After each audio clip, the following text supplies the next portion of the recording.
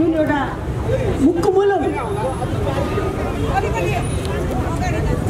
स्वतन्त्र गर्ने र आफ्नो धार्मिक सांस्कृतिक पहिचानलाई स्थापित गर्ने र मुक्कुमुलुङको धार्मिककरण र पुँजीवादीकरणको विरुद्धमा यहाँ सङ्घर्षमा उत्रिनुभएका सम्पूर्ण पहिचानवादी जनसमुदायहरूलाई म फेरि पनि हार्दिक अभिवादन गर्न चाहन्छु।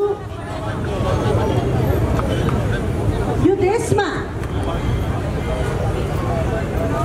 हामीले 21औं शताब्दीको लोकतन्त्रको अभ्यास गरिरहेका छौँ भनेर भनिन्छ। संविधानले धर्मनिरपेक्षता घोषणा गरिसकेको छ र लोकतन्त्रमा आफ्नो अधिकार सुनिश्चितको लागि सङ्घर्ष गर्नु, विरोध प्रदर्शन गर्नु त्यो संवैधानिक अधिकारको रूपमा स्थापित भएको भनेर भनिन्छ।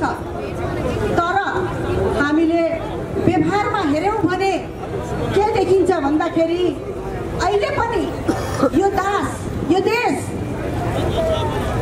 एकल जातीय शासकहरूको नियन्त्रणमा छ।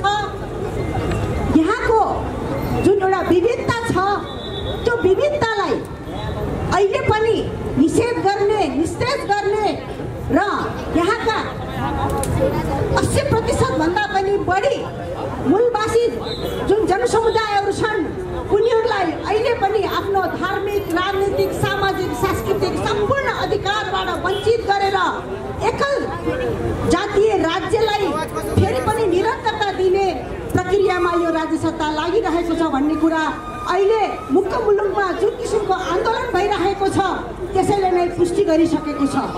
र अहिलेको राज्य सत्ता फेरि पनि हामीले के भन्नुपर्छ भन्दाखेरि यो 80% मूलवासी यहाँका जनताको चाहिँ राज्य सत्ता होइन। यो चाहिँ हिजो 250 वर्षदेखि एकात्मक रूपमा जुन किसिमले चाहिँ यो मनोवादी विचार र दर्शनलाई केन्द्रमा राखेर जुन किसिमले राज्य सत्ता चलाइएको थियो अहिले त्यही राज्य सत्ता नै निरन्तर छ र हाम्रो विरुद्धमा चाहिँ ती राज्य सत्ताहरू परिचालन छन् भन्ने कुरा हामीले स्पष्ट देखिरहेका छौँ।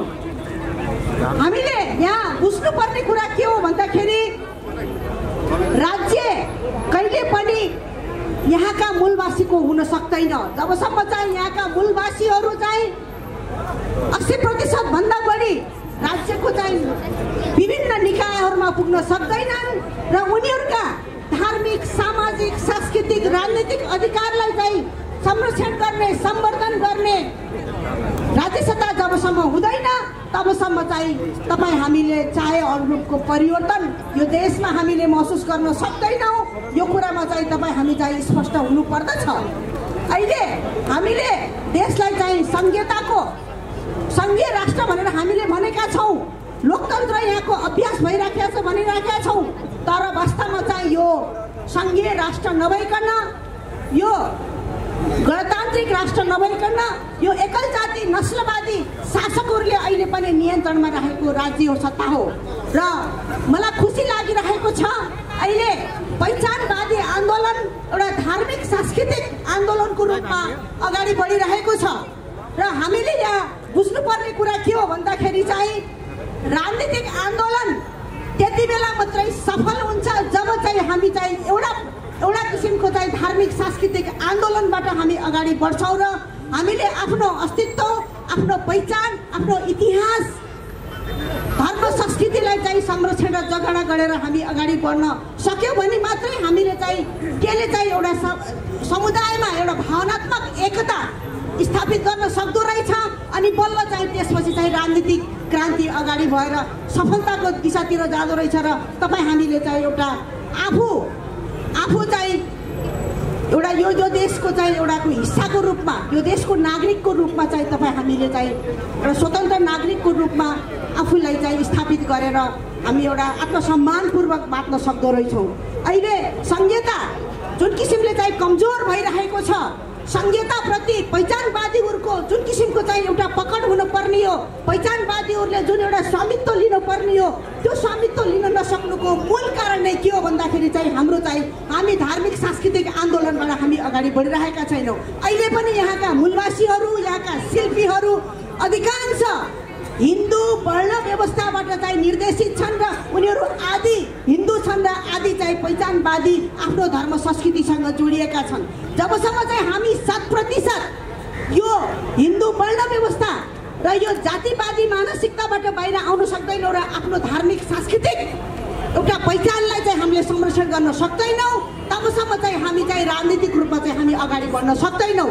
तपाईँहरूलाई म एउटा अम्बेडकरको भनाइ राख्न चाहन्छु, जुन समुदायले आफ्नो इतिहासको अध्ययन गर्दैन, जुन समुदायले आफ्नो इतिहासको बारेमा चाहिँ ज्ञान हासिल गर्दैन, त्यसको चौकमा टेकेर राजनीतिक आन्दोलन अगाडि बढाउँदैन भने त्यसले न त वर्तमानको दिशानिर्देशन गर्न सक्छ न भविष्यको दिशानिर्देशन गर्न सक्छ। त्यो कारणले गर्दाखेरि हाम्रो इतिहास, हाम्रो अस्तित्व, हाम्रो फरक छ। हाम्रा सम्पूर्ण धार्मिक सांस्कृतिक हाम्रा पहिचानहरू, हाम्रा धरोहरहरू सबै कुराहरू हाम्रो लुटिएका छन्। त्यसलाई चाहिँ एकलवादी शासकहरूले, नस्लीय शासकहरूले चाहिँ आफ्नो स्वामित्वमा राखेर हाम्रो अस्तित्व समाप्त गरेका छन्।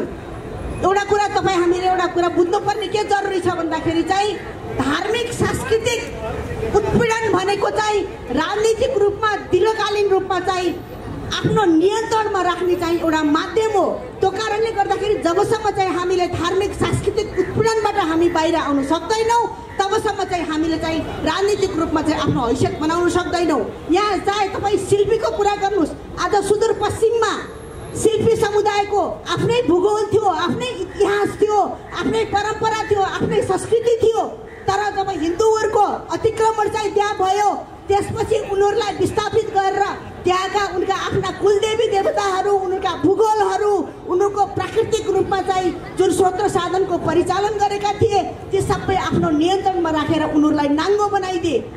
त्यसपछि जनजातिमाथि जुन किसिमको चाहिँ अतिक्रमण भयो र उनीहरूलाई पनि त्यही किसिमले चाहिँ नाङ्गो बनाइदिए। तर जनजातिहरूको चाहिँ इतिहास अलिकति छोटो भएको कारणले गर्दाखेरि अहिले पनि कुनै न कुनै रूपमा जनजातिहरूले आफ्नो पहिचान, आफ्नो अस्तित्वलाई चाहिँ संरक्षण गर्न सफल भएका छन्। तर शिल्पी समुदायहरू पूर्ण रूपमा चाहिँ उनीहरू चाहिँ ध्वस्त भएको कारणले गर्दाखेरि अहिले सङ्गठित हुन सकिरहेको छैन र उनीहरूले आफ्नो धार्मिक सांस्कृतिक धरोहरलाई चाहिँ जगेर्ना गर्न उनीहरूले सकिरहेको छैनन्। र म यहाँहरूलाई के अनुरोध गर्छु भन्दाखेरि यहाँहरूले आफ्नो धार्मिक सांस्कृतिक धरोहरको लागि चाहिँ जगेर्ना गर्नुहोस्, त्यसलाई संरक्षण गर्नुहोस्, त्यसलाई सम्वर्धन गर्नुहोस्। त्यसले तपाईँहरूको बिचमा चाहिँ एउटा पूर्ण रूपमा भावनात्मक एकता चाहिँ कायम हुन्छ र त्यसले चाहिँ तपाईँको जुन एउटा संहिताको आन्दोलन छ त्यो आन्दोलनलाई चाहिँ सशक्त रूपमा चाहिँ अगाडि बढाउन सक्छ भन्ने चाहिँ मेरो आफ्नो भनाइ र अभिव्यक्ति राख्दै यहाँबाट बिदा हुन्छु। धन्यवाद।